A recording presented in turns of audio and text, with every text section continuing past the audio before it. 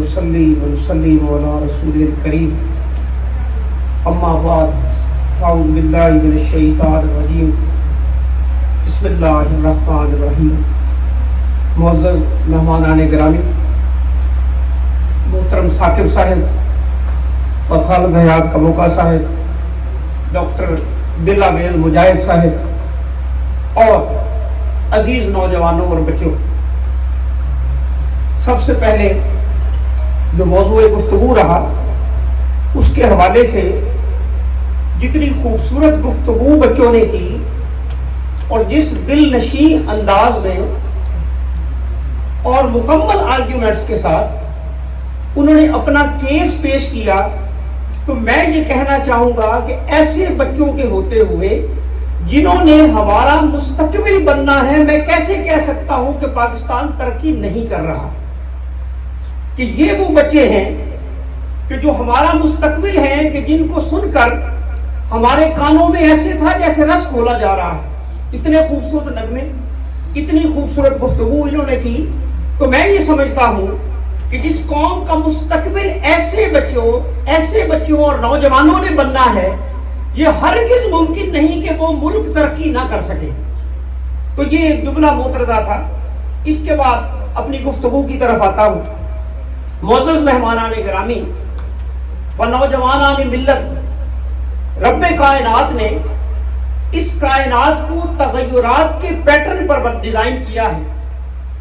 دنیا میں ثبات صرف تغیر کا ہے، یہاں دشواری کے بعد یہ آسانی ہے۔ ہر لمحہ ایک چیلنج، ایک مشکل ہمارے روبرو ہے، یہ بچوں کے لیے خاص طور پر۔ یہاں اندھیرا بھی ہے اور روشنی بھی، یہاں زندگی بھی ہے اور موت بھی، یہاں فنا بھی ہے اور اس میں مخفی بقا بھی۔ سو ہم دیکھتے ہیں کہ حضرت انسان سمندروں کا سینہ چیر رہا ہے، خلاؤں کو عبور کر رہا ہے، سیاروں کو مسخر کر رہا ہے، کیونکہ مقصود فطرت ہی بقائے کائنات اور جواز انسان ہے۔ بقول علامہ اقبال کہ کیا میں نے اس خاکداں سے کنارہ، کیا میں نے اس خاکداں سے کنارہ، جہان رزق کا نام ہے آب و دانہ، جھپٹنا پلٹنا پلٹ کر جھپٹنا، لہو گرم رکھنے کا ہے ایک بہانہ، اور پرندوں کی دنیا کا درویش ہوں میں کہ شاہین بناتا نہیں آشیانہ۔ عزیزان گرامی قدر، یہ یاد رکھ لیجئے کہ پاکستان کا گزارا اقبال کے بنا نہیں، اقبال کا پیغام ہی پیغام زندگی ہے، اور اقبال ہی فنا کے پردے سے جھانک کر بقا کا پیامبر ہے۔ اقبال ہی یہ کہہ سکتا ہے کہ بلے شاہ اسا مرنا نہیں، گور پیا کوئی ہور۔ ہمارے پیش نظر یہ سوال رہتا ہے کہ کیا پاکستان ترقی کی راہ پر گامزن ہے، مگر یہ ہم طے کرنے میں کبھی کامیاب نہیں ہو سکے کہ ترقی کس بلا کا نام ہے۔ آیا صرف مادی وسائل کا بے شمار اکٹھ ترقی کی مثال ہے؟ کیا مکان ترقی یافتہ ہوتے ہیں یا مکی ترقی یافتہ ہوتے ہیں؟ مکان ترقی یافتہ ہوتے ہیں یا مکی ترقی یافتہ ہوتے ہیں؟ توقیر انسانیت ترقی ہے یا تضحیق انسانیت ترقی ہے یا مایوسی ترقی ہے؟ عزیزان ملت، اگر ترقی صرف وسائل کی زیادتی ہے تو آپ کو ماننا پڑے گا کہ ہم نے کمال ترقی کی ہے۔ آپ اس پر گواہی دیں گے کہ جس گھر میں ایک سائیکل ہوتا تھا وہاں آج 4 گاڑیاں کھڑی ہوئی ہیں۔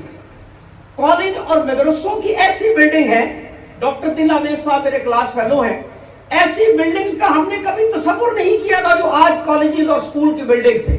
یہ میں مادی ترقی کی آپ کو بات کر رہا ہوں۔ معلومات تک رسائی اس قدر ہے کہ 5 سال کا بچہ پوری کائنات ہتھیلی پر لیے پھر رہا ہے۔ 5 سال کا بچہ پوری کائنات ہتھیلی پر لیے پھر رہا ہے۔ ہم ایٹمی طاقت ہیں۔ مادی دنیا میں بہت کم ہی ایسے لوگ ہوں گے جو ایٹمی طاقت ہے۔ سو اس ترقی کے مظاہر کے باوجود اگر ہم مطمئن نہیں تو یہ مترشح ہے کہ کوئی خامی ہے جو ہمارے اندر ہے، کوئی خامی ہے جو ہمارے اندر ہے، کوئی ایسا فریب ہے جو ہماری روح کو کاٹ کر کھا رہا ہے۔ آسائشات کے باوجود میرے عزیزوں اگر انسان مطمئن نہیں ہے تو اس سے مراد یہ ہے کہ ہم نے اپنی تحقیق کے دائرے بیرونی کائنات کی جانب موڑ دیے ہیں اور غالب یاد آتے ہیں کہ کوئی ویرانی سی ویرانی ہے کہ دشت کو دیکھ کے گھر یاد آیا۔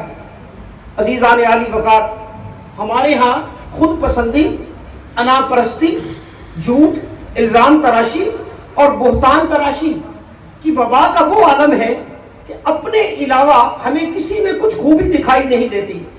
خود پسندی بطور فرد اور بطور ادارہ بھی اپنے عروج پر ہے۔ ہم میں سے ہر ایک کو خود کو کامل اور دوسرے کو ناقص ثابت کرنے پر تلا ہے۔ کسی کو ناقص ثابت کرنا دراصل اپنے ہی نقص پر دلالت کرتا ہے۔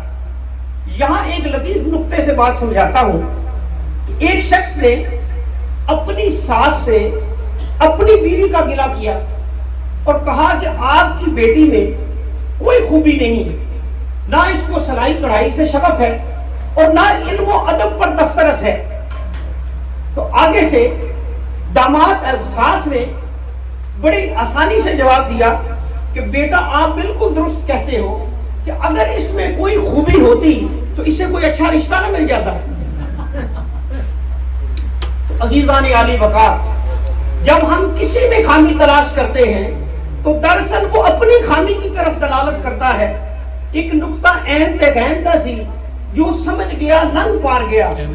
تو اس پر نشاندہی کرنا اس لیے ضروری ہے کہ ہم ہر وقت خامی تلاش کرنے کے چکر میں رہتے ہیں۔ ہم میں سے ہر شخص کے ہاتھ میں کیمرہ ہے اور ہر شخص کسی نہ کسی خامی کی تلاش میں، وہ اس خامی کو تلاش کر کے اپنے ہی ملک کی دنیا میں وائرل کرنے کی تلاش۔ ہم ہر لمحہ دوسروں کے ذریعے اپنے ملک کو برا کہنے پر، برا سمجھنے پر، برا ثابت کرنے کے اوپر تلے ہوئے۔ حضرت واصف علی واصف سے کسی نے پوچھا کہ ہمیں کیسے علم ہو کہ اللہ ہم سے کتنا راضی ہے؟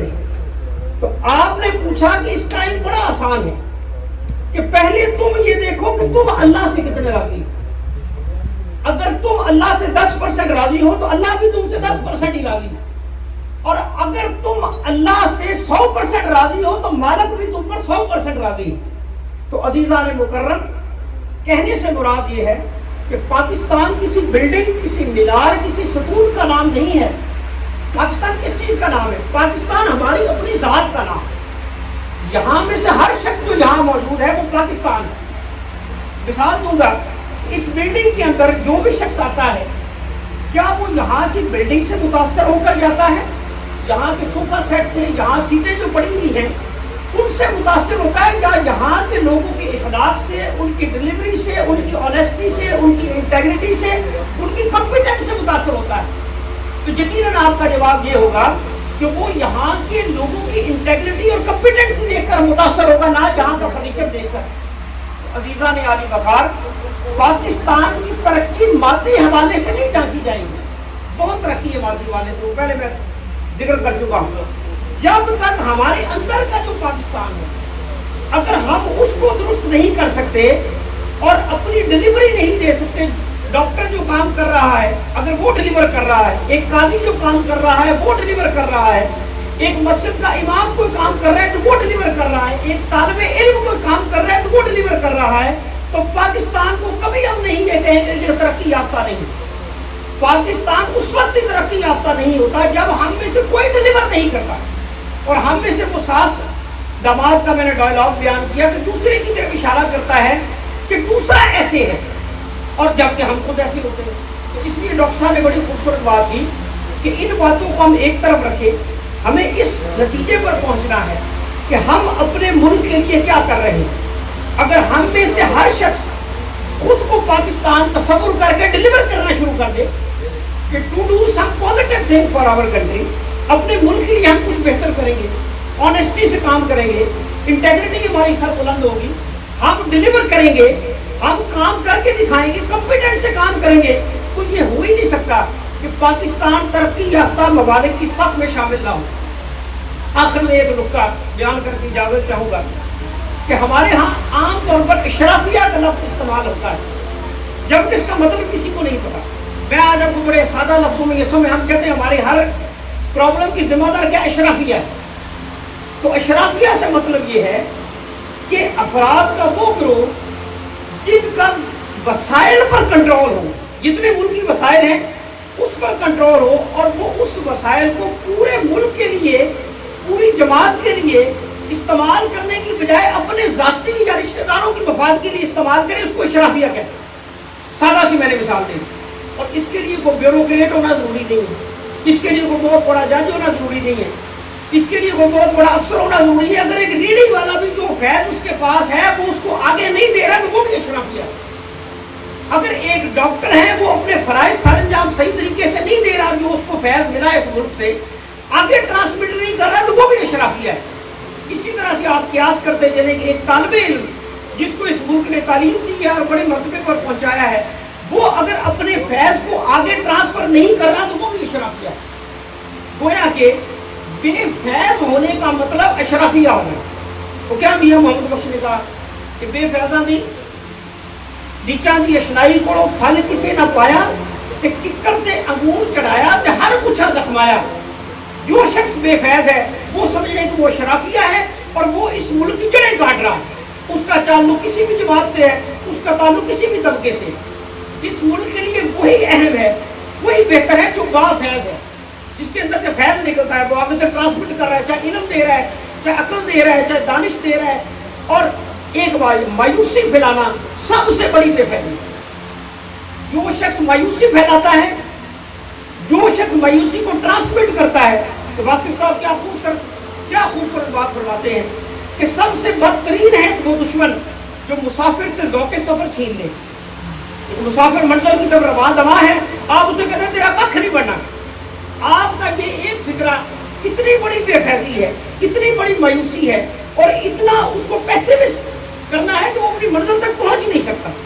तो इसलिए आपसे इस्तदा ये है कि इस मुल्क के बाफैज़ शहरी बने, अपना फैज़ आगे ट्रांसमिट करें, ताकि आपका ताल्लुक अशराफिया से ना हो। आप अशराफिया की तरफ उंगली उठाते हैं जबकि आप खुद भी वही काम कर रहे हैं। तो इसलिए मेरी ये दुआ है कि हम में से हर शख्स फैज़ आगे ट्रांसमिट करने वाला बन जाए। इस पर इशारा भी करता चलूं कि सूरत माऊन जो है ना, वो शराफिया के बारे में, उन लोगों के बारे में है जो कि अपना फैज़ जो उनको मिला हुआ है लोगों के लिए उसको आगे ट्रांसमिट नहीं करते। क्या फरमाया कि छोटी छोटी चीज़ें भी मांगे पर नहीं देते, इस कदर खसीस लोग होते हैं अशराफिया वाले। तो इसलिए हमें ये अहद हमने करना है कि हमने शराफिया नहीं बनना, हमने तकसीम करने वाला बनना है, सखी बनना है। और ये याद रखिए कि आम दुनिया की साइंस में तकसीम करने से कम होता है, ज़र्ब देने से ज़्यादा होता है, जबकि दरवेशों की साइंस में तकसीम करने से बढ़ता है, तकसीम करने से इजाफा होता है। तो इसलिए अल्लाह ताला से दुआ है कि वो हमें तकसीम करने वाला बनाए, मायूसी से बचने वाला बनाए, और हमें बाफैज़ बनाए, बेफैज़ ना बनाए। इस दुआ के साथ आपसे इजाज़त चाहूँगा और इस ख्वाहिश के साथ कि रब करे इस धरती उत्ते पोरे जिन्ना दुख ना हो, रब करे इस धरती उत्ते पोरे जिन्ना दुख ना होवे, किसी का पीला मुख ना होवे, कोई भी सूखा रुख ना हो। रब करे इस धरती उत्ते पोरे जिन्ना दुख ना होवे, किसी का पीला मुख ना होवे, कोई भी सूखा रुख ना होवे, औतर जानी भुख ना हो, औतर जानी भुख ना होवे। रब करे इस धरती उत्ते था खंड पता से नचन, हर वेले हर पासे नचन, जिधर वेखो हासे नचन। रब करे इस धरती उत्ते वन सवनियां जाता मुकन, जुल्म दियां बरसाता मुकन। रब करे इस धरती उत्ते हर एक शाम सुहानी होवे, शहद तो मिठा पानी होवे, फुल्लां दी बस टाणी होवे, हर कोई राजा रानी होवे। आमीन। Thank you.